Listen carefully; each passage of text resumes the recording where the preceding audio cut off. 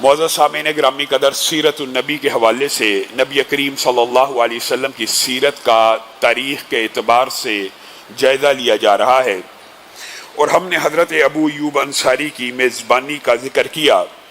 حضرت ابو ایوب انصاری نے صرف نبی کریم صلی اللہ علیہ وسلم کی میزبانی مدینہ میں شفٹنگ کے دوران نہیں کی، بلکہ ایک مرتبہ رسول اللہ صلی اللہ علیہ وسلم گھر سے نکلے، حضرت ابو بکر بھی نکلے، لمبا واقعہ حضرت عمر بھی نکلے، اور تینوں ایک ہی مقصد کے لیے نکلے کہ بھوک نے بے حد پریشان کر دیا تھا، اور اب گھر میں بھی بیٹھنے کا وقت نہیں تھا، اور جتنا صبر یا برداشت تھی وہ جواب دے چکی تھی۔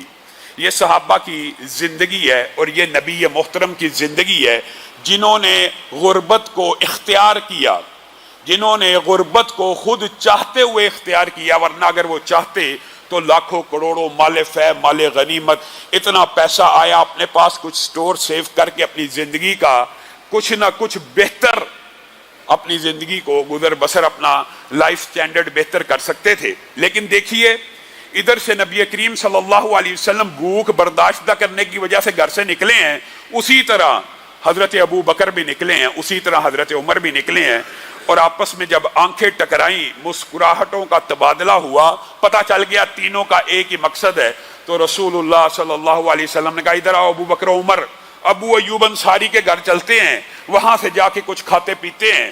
حضرت ابو ایوب انصاری کے گھر پہنچے، ان کے قسمت اور نصیبے کا کیا کہنا، انہوں نے ویلکم بھی کیا، رسول اللہ صلی اللہ علیہ وسلم کے سامنے بکری کو ذبح بھی کیا، بھون کے بکری کا تھوڑا سا گوشت لے کے آئے، ایک سالن بنا ہوا اور ایک کچھ بھونا ہوا۔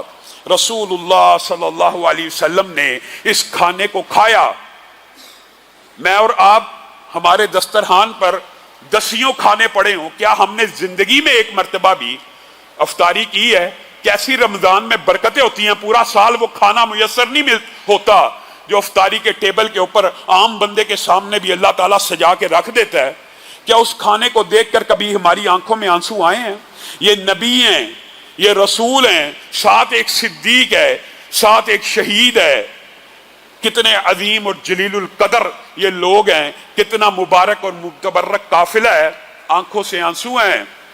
اور الفاظ کیا ہیں؟ ان نعمتوں کے بارے میں کل قیامت کے دن پوچھا جائے گا۔ وہ نعمتیں جو صرف 2 سالنوں کے اوپر مبنی ہیں، میں اور آپ دسیوں سالن، دسیوں کیا 20 اگر ملا لیے جائیں ٹیبل پہ لگے ہوں، پھر بھی منہ سے یہ الفاظ نکلتے ہیں میری یہ والی پسند کی چیز ٹیبل پہ موجود نہیں ہے، گھر والوں کو ڈانٹ ڈپٹ کا سلسلہ شروع ہو جاتا ہے۔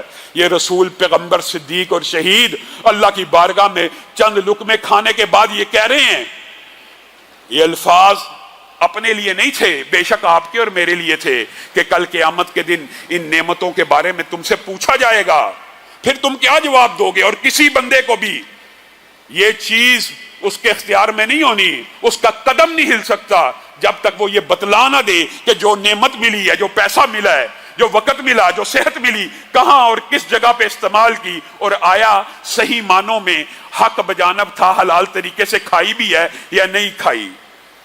نبی کریم صلی اللہ علیہ وسلم، بات آئی ہے ضمنی طور پہ تو سمجھ لیجئے، نبی کریم صلی اللہ علیہ وسلم نے یہ بھی کہہ دیا ہے کہ بندہ مومن کے لیے نہیں، کسی بھی دنیاوی جان کے لیے، کسی بھی دنیا کے انسان کے لیے چند لقمے ہی زندہ رکھنے کو کافی ہیں، چند لقمے ہی زندہ رکھنے کو کافی ہیں۔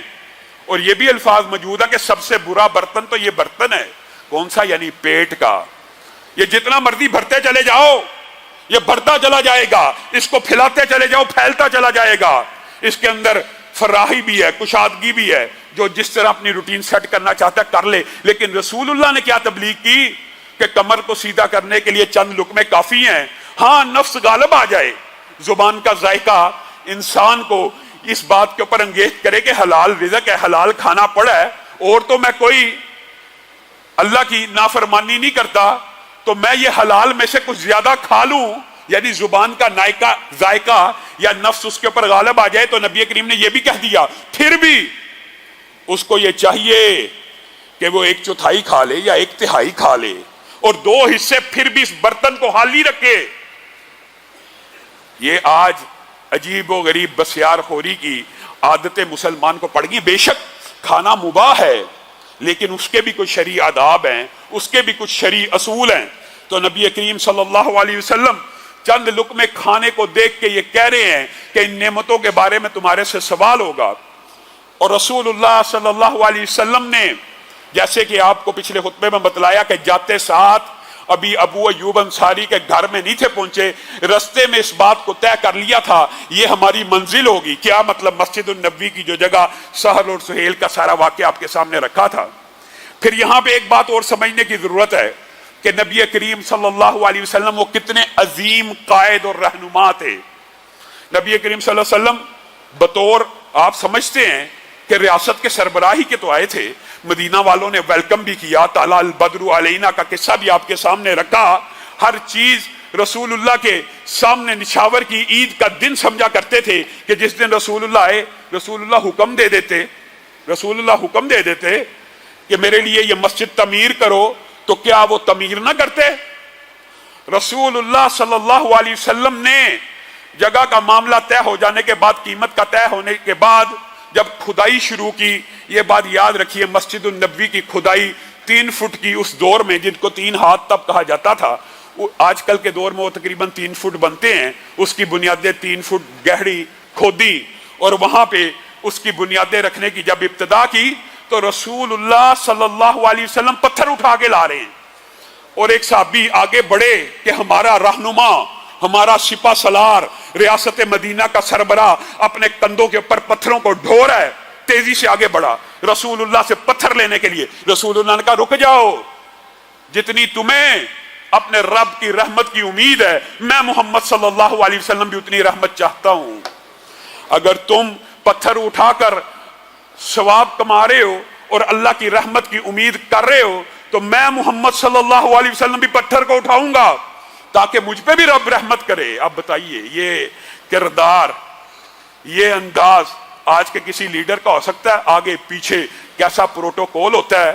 اور کبھی آپ نے یہ نظارہ دیکھا ہے رسول اللہ؟ اچھا یہ بات بھی آئی ہے، شاید کسی کے ذہن میں یہ بات آ جائے، ہاں ہم نے یہ نظارہ دیکھا ہے، بڑے بڑے لیڈر آتے ہیں، بنیادیں رکھتے ہیں، دعا کرتے ہیں اور چلے جاتے ہیں۔ رسول اللہ صلی اللہ علیہ وسلم بنیاد رکھ کے چلے نہیں گئے۔ یہ سنت تو آج سب کو یاد ہے کہ رسول اللہ نے مسجد کی بنیاد رکھی تھی، دعوت دی جاتی ہے، علماء کو دینی چاہیے، اچھی بات ہے، اچھی بات ہے، علماء کے ہاتھ سے بنیادیں نیک کاموں کی ڈلنی چاہیے۔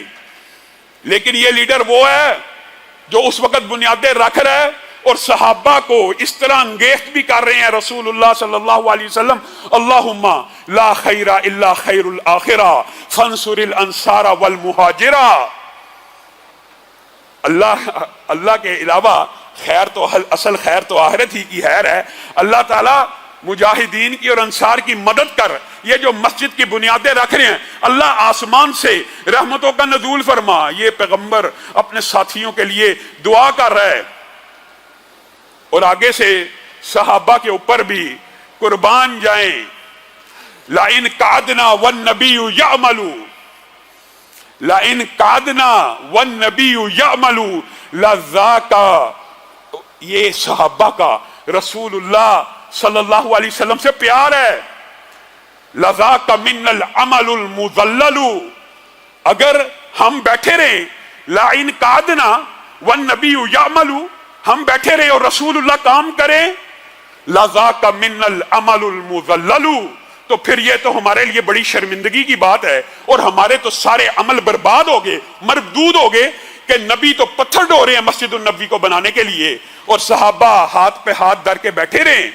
اور صرف اسی پر بس نہیں، یہ فی البدیہہ اشعار ہیں جو نبی کریم صلی اللہ علیہ وسلم کے منہ سے دعا نکلی تھی نا، اللہم لا خیر الا خیر الاخرہ، اللہ تعالیٰ اصل خیر تو آخرت کی خیر ہے، انصار اور مہاجرین کی مدد کر۔ جیسے یہ فی البدی نکلی تھی، اسی طرح صحابہ کے منہ سے بھی یہ فی البدی اشعار نکلے تھے کہ ہم بیٹھے رہیں اور رسول اللہ کام کریں، ہمارے تو عمل برباد ہو جائیں اور یہ عمل تو پھر بڑا برا عمل ہو جائے گا۔ اور اسی پر بس نہیں، دوسری ٹولی نے آواز لگائی، ھذا الحمال لا حمال خیبر، ھذا الحمال لا حمال خیبر، ھذا ابر لربنا واطہر۔ یہ سامان کا اٹھانا، یہ پتھروں کا اٹھانا، یہ اینٹوں کا اٹھانا خیبر کے تجارت کے مال کی طرح اٹھانا نہیں ہے۔ خیبر کا آپ کو پتا مال تجارت میووں کے اوپر مبنی تھا، میووں کے اوپر، کھجوروں کے اوپر. خیبر کی کھجوریں مشہور تھی. صحابہ فی البدی کہہ رہے ہیں ھذا الحمال لا حمال خیبر ھذا ابر لربنا واطہر. یہ جو مال ہم آج یہ جو بوجھ اٹھا رہے ہیں یہ خیبر کے بوجھ کی طرح نہیں ہے. کیا مطلب؟ تجارت کا مال نہیں ہے، یہ وہ مال نہیں ہے جس سے دنیا کا نفع حاصل کیا جائے. یہ وہ مال ہے جو ہمارے رب کے نزدیک بہت بابرکت ہے، بہت پاکیزہ ہے، اور جس کا بدلہ انشاءاللہ ہم اللہ سے آخرت میں پائیں گے. گویا وہ منہ سے یہ بات کہہ رہے ہیں کہ جو تو کچھ تمہارے پاس ہے وہ تو مٹنے والا ہے، جو اللہ کے پاس ہے وہ ہمیشہ رہنے والا ہے. اور پھر ایک ٹولی نے آواز لگائی ہے فی البدی، سارے کے سارے اشعار چل رہے ہیں. لا یستوی من یأمر المساجد یدعب فیہا قائما وقائدا ومن یرا عن الغبار حائدا. سبحان اللہ. یہ صحابہ کا جو جذبہ ہے وہ ادھر ہی. اور یہ بات یاد رکھیے، رسول اللہ کے سامنے کوئی شعر پڑھا جائے، کوئی بات کہی جائے اور رسول اللہ خاموش رہیں، وہ بھی حدیث بن جاتی ہے. یہ پتا ہوگا آپ کو، حدیث تقریری ہو جاتی ہے، کیونکہ رسول اللہ اپنے سامنے غلط بات کو ہوتا دیکھ نہیں سکتے، اور جب بھی کوئی بات دیکھیں گے اس کو ٹوکیں گے، اس کی اصلاح کریں گے. تو گویا یہ سارے احادیث ہی کے الفاظ ہیں، تقریری ہوں، قولی ہوں، عملی ہوں. صحابہ نے کتنی عمدہ بات کی ہے، اور یہ حقیقت ہے. لا یستوی من یأمر المساجد یدعب فیہا قائما وقائدا. کیا وہ بندہ جو مسجدوں کو آباد کرتا ہے اپنے سجدوں کے ساتھ، کبھی کھڑے ہو کر کبھی بیٹھ کر، اور یہ بات بھی آئی ہے ضمنی طور پہ تو سمجھ لیجئے، مسجد میں خالی بیٹھ جانا یہ بھی عبادت کا حصہ ہے. نماز کا سلام پھیر دیا، صرف بیٹھ گئے، بندہ اس وقت تک نماز میں ہے جب تک بیٹھا ہوا ہے، چاہے منہ سے کچھ نہیں کہہ رہا. آسمان سے فرشتے نازل ہو رہے ہیں اور کہہ رہے ہیں اللہ اس کی مغفرت کر، اس کے اوپر رحمتوں کا نزول کر. اسی لیے صحابہ کہہ رہے ہیں لا یستوی من یأمر المساجد یدعب فیہا قائما وقائدا. وہ بندہ کیا برابر ہو سکتا ہے اس بندے کے ایک بندہ مسجد میں قیام بھی کرتا ہے، بیٹھتا بھی ہے، تشہد بھی کرتا ہے، سجدے بھی کرتا ہے، رکوع بھی کرتا ہے، وَمَن يُرَا عَنِ الْغُبَارِ حَائِدًا. اور دوسرا وہ ہے جو کہتا ہے میں نے ڈسٹ سے بچنا ہے، مجھے ڈسٹ الرجی ہے، مجھے مٹی سے بچنا ہے. وہ کپڑے جھاڑتا ہوا مسجد النبوی کی تعمیر میں حصہ نہیں لے رہا، بلکہ بھاگ رہا غبار سے، مٹی سے. کیا وہ برابر ہو سکتا ہے اس بندے سے جو مسجدوں کی بنیادیں رکھ رہا ہے، مسجدوں کی تعمیر کر رہا ہے؟ اور میرے بھائیو، رسول اللہ صلی اللہ علیہ وسلم نے جیسے مسجد قباء کی ابتدا میں پہنچتے ساتھ بنیاد رکھی، اسی طرح مسجد النبوی کی مدینہ میں پہنچتے ساتھ بنیادیں رکھی. کس کے لیے؟ ایک تو امت کو سبق سکھلانا مقصود تھا، اور پھر اسی پر بس نہیں کیا، صحابہ کی تلیف قلب کے لیے یہ بھی کہہ دیا یہ جو مسجد کی بنیاد رکھی جا رہی ہے نا، دنیا میں خانہ کعبہ کے علاوہ کہیں پہ بھی نماز پڑھی جائے، اس مسجد میں جو بندہ نماز پڑھے گا اس کی نماز 1000 گنا زیادہ ہوگی. کیونکہ یہ مسجد بھی تقوی کی بنیاد کے اوپر بن رہی ہے، یہ اسلام کی پہلی پریزیڈنسی بن رہی ہے، اسلام کی پہلی عدالت بن رہی ہے، اسلام کا پہلا امان خانہ، قیام خانہ. یہ جو الفاظ میں آپ کے سامنے کہہ رہا ہوں سارے کے سارے سیرت کی کتابوں میں موجود ہیں. ہم نے مسجد کو کیا سمجھا ہے؟ ہم نے مسجد کو کچھ نہیں سمجھا. مسجد 5 وقت کے نماز کے ادا کرنے کی جگہ ہے، اقرار ہے، لیکن صرف 5 وقت کی نماز کو ادا کرنے کی جگہ نہیں ہے. مسجد اقامت دین کا ایک سینٹر ہے، مسجد کمیونٹی سینٹر ہے. صحابہ کے دور میں، نبی کریم کے دور میں جتنے نکاح ہوتے تھے کہاں پہ ہوتے تھے؟ مسجدوں میں ہوتے تھے. جتنے جنازے ہوتے تھے مسجدوں میں ہوتے تھے. آج ہم نے الٹا طرز عمل اپنایا ہوا، جنازہ ہوتا ہے مسجد سے باہر لے جاؤ. کیوں؟ نبی کریم کے دور میں تو جنازے مسجد النبوی کے اندر ہوا کرتے تھے، ہم کیوں جنازے باہر لے جائیں؟ نبی کریم کے دور میں عیدیں مسجدوں سے باہر ہوتی تھی، یہ عیدیں مسجدوں کے اندر لے آؤ. ہر بات میں نبی کریم صلی اللہ علیہ وسلم کی جان بوجھ کے نہیں، آپ سمجھ لے روایت کے اعتبار سے جان بوجھ کے کہنا تو بہت بڑا الزام ہے، لیکن رسول اللہ صلی اللہ علیہ وسلم کی یہ سنت نہیں ہے. اور یہ بات یاد رکھیے، یہ جو مساجد ہیں نبی کریم صلی اللہ علیہ وسلم نے، آپ خود بتائیے، تعمیر ہو رہی ہے، اور نبی کریم صلی اللہ علیہ وسلم کی اب یہ دیکھیں آپ بہت بڑے سائیکولوجسٹ بھی تھے. رسول اللہ صلی اللہ علیہ وسلم کی سیرت اگر بندہ پڑھے حیران رہ جاتا ہے کتنی چھوٹی چھوٹی باتوں کے اوپر بھی غور کیا کرتے تھے اور چھوٹی سی چھوٹی بات اگنور بھی نہیں تھے کیا کرتے. ایک تو مسجد کی تعمیر میں شامل ہیں.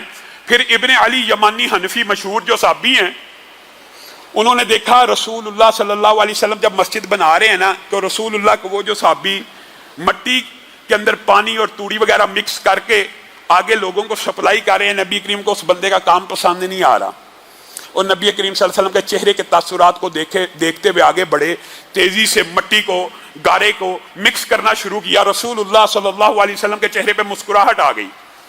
بعض صحابہ نے کہا یہ بڑا تندرست اور طاقتور ہے, اس کو ذرا اینٹوں کے کام میں لگاؤ. رسول اللہ نے کہا نہیں, اس یمنی کو, اس ابن علی کو, اس یمامی حنفی کو اسی کام میں لگا رہنے دو, یہ گارا بڑا اچھا بناتا ہے. یعنی رسول اللہ صلی اللہ علیہ وسلم کو اپنے صحابہ کی ان صلاحیتوں کا بھی پتا تھا کہ اینٹیں کس نے اچھی رکھنی ہے اور گارا کس نے اچھا بنانا ہے.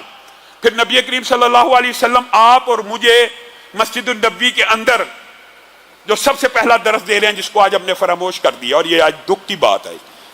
آج مسجدوں کی جو حالات ہیں اس کے اندر ہم بھی شامل ہیں. ہم نے رسول اللہ کی سنتوں کو چھوڑ دیا.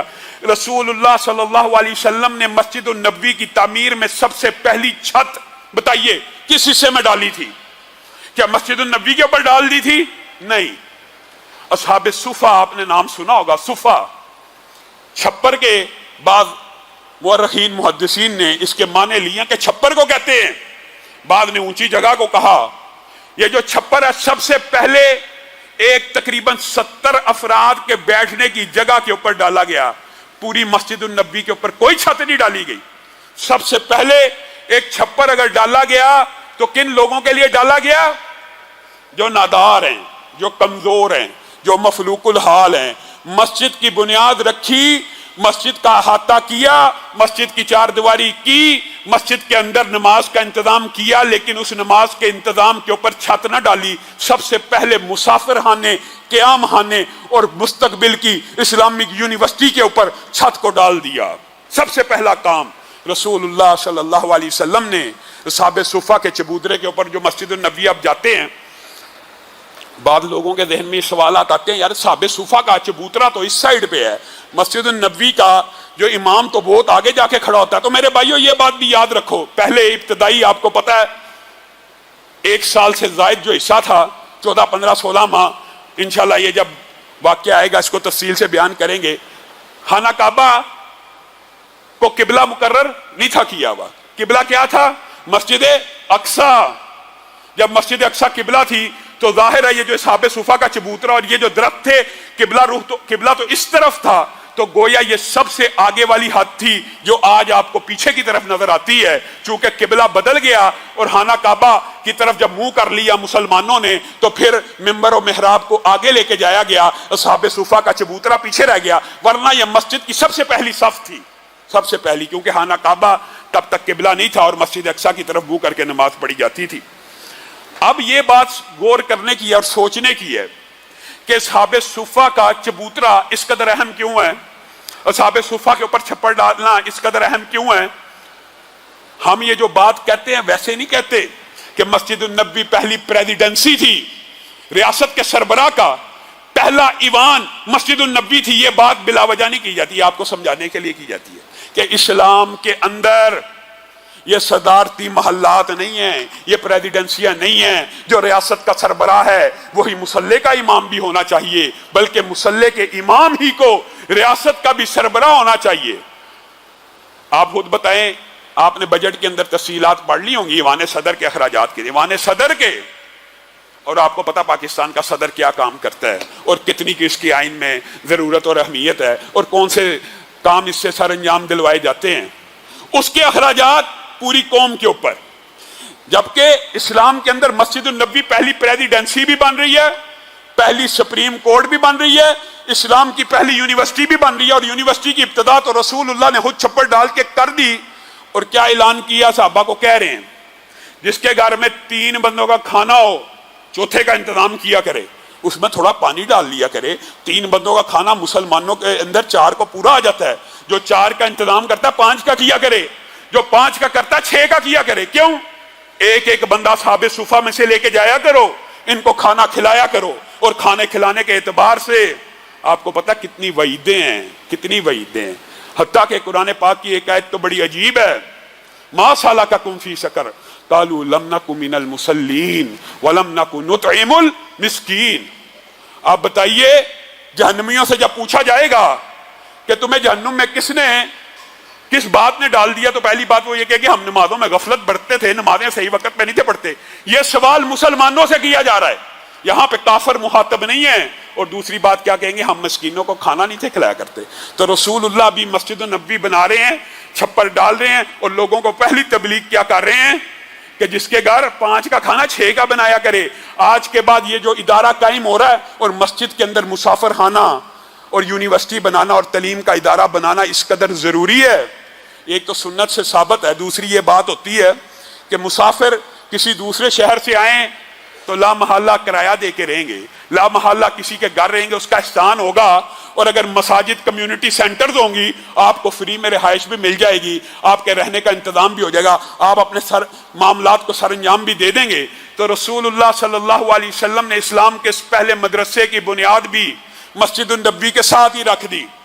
اور بالعموم یہ جو اصحاب صفہ کا چبوترا, اس کی کیپیسٹی 70 افراد کی تھی, لیکن صحیح اسناد سے یہ بات ثابت ہوتی ہے جب وفود وغیرہ آتے تھے تو 140-150 افراد بھی یہاں پہ سما جاتے تھے, اور وہ بھی یہاں پہ رہ جاتے تھے. اب مسجد النبوی اور اصحاب صفہ کے چبوترے کو قائم کرنے کے بعد جو سب سے پہلا کام تھا وہ نبی کریم صلی اللہ علیہ وسلم نے اپنے ازواج کے گھروں کی تعمیر کا سر انجام دیا. اور یہ گھر کوئی محلات نہیں تھے. آج چلے جائیں, آج جو آپ کو سبز جالی نظر آتی ہے, ایک وقت ایسا بھی تھا کہ 9 کی 9 بیویاں صرف اس سبز جالی کے اندر 9 گھروں میں رہا کرتی تھی. یہ 9 گھروں کا احاطہ ہے. آپ بتائیے ایک گھر کا کل رقبہ کتنا بنے گا؟ اگر صرف سبز جالی کے ایریے کو آپ اندازہ کر لیں, پیمائش کر لیں, تو آپ حیران رہ جائیں. یہ اسلامی ریاست کا پہلا سربراہ ہے, اسلامی ریاست کے پہلے, اور اسلامی ریاست کے سربراہ کیا خاتم النبیین ہیں. نبی کریم صلی اللہ علیہ وسلم افضل الخلائق ہیں, مخلوقات میں سب سے اعلیٰ ہیں, کائنات میں بعد از خدا بزرگ. تو یہ قصہ مختصر, مخلوقات میں سے سب سے اعلیٰ اور عرفہ حیثیت کی جو شخصیت ہے, اس کے گھر 9 کے 9 اتنے ڈایا میٹر میں آ جاتے تھے. اور حضرت ام سلمہ کی جو لونڈی تھی, ان کے بطن سے آپ کو پتہ ہے حضرت حسن بصری پیدا ہوئے. حضرت حسن بصری کہتے ہیں کہ میں جب ان گھروں میں داخل ہوا تو میں اپنا ہاتھ اوپر کرتا تھا تو چھت کو جا لگتا تھا, چھت کو جا لگتا تھا. یہ سادگی کا ایک عمدہ ترین نمونہ رسول اللہ صلی اللہ علیہ وسلم. یہ بات نہیں کہ اس وقت قلعے موجود نہیں تھے, حسان ابن ثابت کا قلعہ محلات کی طرح تھا, کعب بن اشرف کے بہت بہت خوبصورت محلات موجود تھے, لیکن رسول اللہ صلی اللہ علیہ وسلم نے اپنے لیے گچ چونے خاص مٹی کا, جس طرح مسجد النبوی کی تعمیر کی تھی اسی طرح ازواج مطہرات کے حجرات کی تعمیر کی. اور نبی کریم صلی اللہ علیہ وسلم جب مدینہ میں پہنچتے ہیں, سب سے پہلا جو خطبہ, یہ بھی آج بات آئی ہے تو سمجھ لیجئے, رسول اللہ صلی اللہ علیہ وسلم جوامع الکلم تھے, یعنی آپ کم الفاظ میں بہت بڑی بڑی باتوں کا احاطہ کر لیا کرتے تھے. اللہ تعالیٰ نے آپ کو یہ صلاحیت دی تھی کہ ایک جملہ بولا تو اس جملے کی تشریح کرتے کرتے امت کو 1400 برس بیت جاتے ہیں. بعض حدیثیں ایسی ہیں کہ جن کے اوپر پوری پوری کتابیں لکھ دی جاتی ہیں, جملہ ایک ہوتا ہے. اسی طرح رسول اللہ صلی اللہ علیہ وسلم جب مدینہ میں آئے تو آپ نے جو سب سے پہلا خطبہ دیا, اس کے جو الفاظ ہیں وہ اتنے مختصر تھے. حمد و ثنا کے بعد نبی کریم صلی اللہ علیہ وسلم نے جو پہلا خطبہ مدینہ منورہ میں پہنچنے کے بعد عوام الناس سے خطاب کیا, اس کی طوالت کا آپ خود اندازہ کر لیجئے. یہ چند جملے تھے. حمد و ثنا کے بعد رسول اللہ صلی اللہ علیہ وسلم نے کہا, موت آ جانی ہے, موت آ جانی ہے. میرے بھائیوں, میرے بیٹوں, لوگوں کو مخاطب کر کے کہا, اس موت کی تیاری کر لو. کل ایک ایسا دن آنے والا ہے کہ تمہارے اور تمہارے رب کے مابین کوئی پردہ نہیں ہونا, اور جس وقت پردے نہیں ہونے, جہنم کو تمہارے سامنے لا کھڑا کیا جائے گا. اے میرے لوگوں, اے میرے ماننے والوں, اے مسلمانوں, اس جہنم سے اپنے آپ کو بچا لو.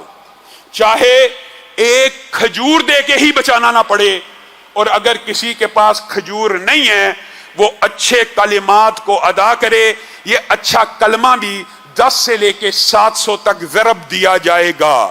یہ کل رسول اللہ صلی اللہ علیہ وسلم کا خطاب ہے جن میں صرف 4 اور 5 نقطے بیان ہوئے ہیں. پہلی بات، موت آنے والی ہے.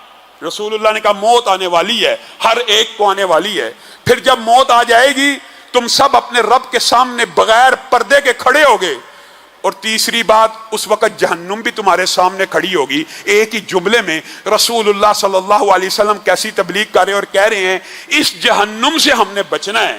اس جہنم سے جس نے بچنا ہے وہ بچ لے، چاہے ایک کھجور دے کے کیوں نہ بچے. پہلی تبلیغ موت کا درس دیا اور رب کے سامنے پیشی کا ایک احساس لوگوں کے دلوں میں پیدا کیا اور ساتھ ہی جہنم سے ڈرا دیا ایک ہی جملے کے اندر. پہلی بات کہیں موت آئے گی، رب کے سامنے کھڑے ہو گئے، ساتھ جہنم بھی لائی جائے گی.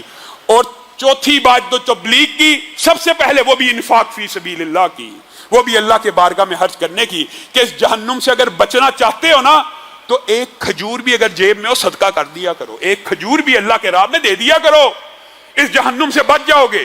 اور اگر کوئی کھجور بھی اپنی جیب میں نہیں پاتا وہ کیا کرے؟ وہ لوگوں کو اچھی بات کہے، وہ لوگوں کو تبلیغ کرے، وہ لوگوں کو دین کی طرف بلائے، وہ لوگوں کو مساکین کو کھانا کھلانے کی رغبت دے. وہ نیکی کی کوئی بات بھی کہہ دے، نیکی نہ کرے، نیکی کی کوئی بات بھی کہہ دے، بس کہہ دے. نبی کریم صلی اللہ علیہ وسلم نے فرمایا وہ بھی 1 سے لے کے 10 تک لکھی جائے گی اور 10 سے لے کے 700 تک لکھی جائے گی. بتائیے اس سے عمدہ دین، اس سے خوبصورت دین، اس سے بہتر نصیحت کیا ہو سکتی ہے؟ پہلی ترغیب یہ دی کہ اللہ کی بارگاہ میں خرچ کر لو آگ سے بچنا چاہتے ہو. اگر خرچ کرنے کی گنجائش نہیں ہے تو پھر اپنی زبان سے اچھے الفاظ کہہ دو. اور رسول اللہ صلی اللہ علیہ وسلم نے یہ بھی کہہ دیا اس مسجد میں آج کے بعد کوئی بھی آئے گا، یہ جو مسجد میں نے بنا دی ہے اس مسجد میں یہ الگ جگہ کا خطبہ ہے، یہ خطبہ مکمل ہے صرف چند جملوں میں. رسول اللہ صلی اللہ علیہ وسلم مسجد النبوی کی ایک فضیلت جو بیان کی ہے، یہ جو 1000 نمازوں والی فضیلت ہے یا ما بین بیتی و ممبری والی فضیلت ہے کہ جنت کا ایک باغ ہے ممبر اور میرے گھر کے مابین، یہ تو آپ نے سنی ہوئی ہے لیکن شاید اس سے بہت سے لوگ غافل ہیں. نبی کریم صلی اللہ علیہ وسلم نے کہا جو بندہ اس مسجد النبوی میں آئے گا خیر کی بات سیکھے گا، خیر کی بات سیکھے گا یا سکھلائے گا، اس کا اجر مجاہد فی سبیل اللہ جیسا ہے. یہ مسجد النبوی کی خاص فضیلت ہے کہ جب آپ جائیں کبھی اللہ تعالی ہم سب کو اللہ تعالی موقع دے تو وہاں پہ قرآن کھول کے ایک آیت کا ترجمہ پڑھ لیں، ایک آیت کو سیکھ لیں، اس کا اجر اتنا ہے جیسے مجاہد فی سبیل اللہ کا ہے. اللہ رب العزت جو کہا گیا جو سنا گیا اس کو سمجھنے کی توفیق عنایت فرمائے.